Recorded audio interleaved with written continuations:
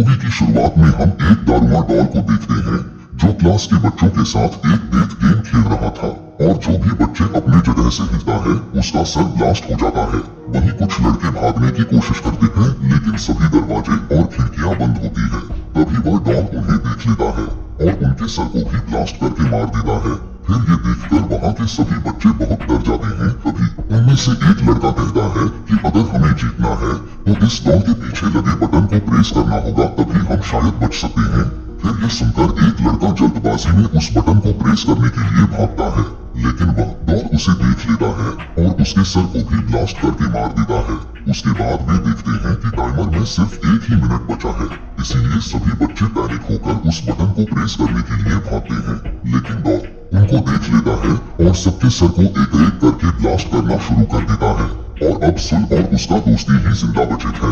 तभी सुल का दोस्त उसे कहता है